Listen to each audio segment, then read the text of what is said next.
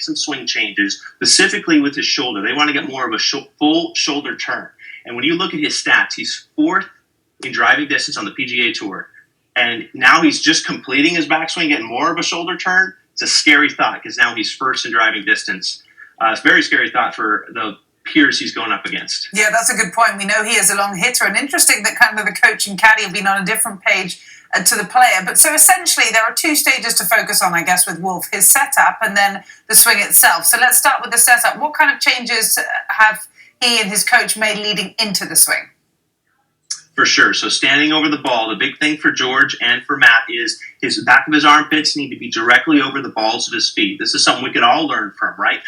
Otherwise, he feels like he's leaning over and he's crowding the ball. He's jamming himself. He talked after his record 61 on Thursday about being comfortable over every single golf shot.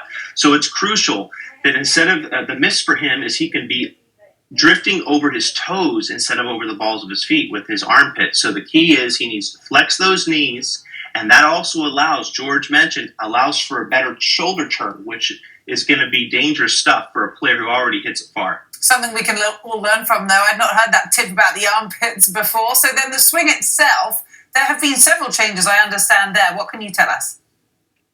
Yes, so with the swing, the big part is with his takeaway, as he goes back, they need to have more of a shoulder turn for both the left and the right shoulder. That's crucial for them. The other thing is at the top of his backswing, his arm, they want to make sure it's 90 degrees. You see how steep, one of the steepest takeaways in the game.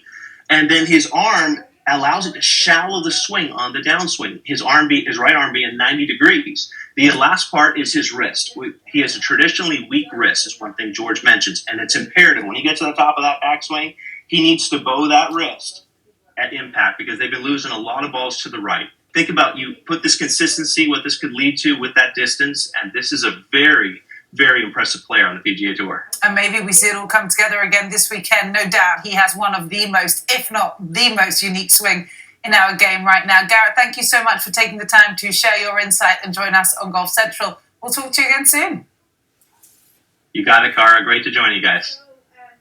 So with all that work Garrett's been talking about, you take a look at the first 10 rounds that Matthew Wolff has played on the PGA Tour this season. He has a cumulative 49 under par, with 9 of his rounds being 68 or lower, hitting over 76% of his greens in regulation and gaining 8 strokes on the field's putting. Bearing in mind there aren't even strokes gained statistics this week, so those numbers probably likely increased with his play so far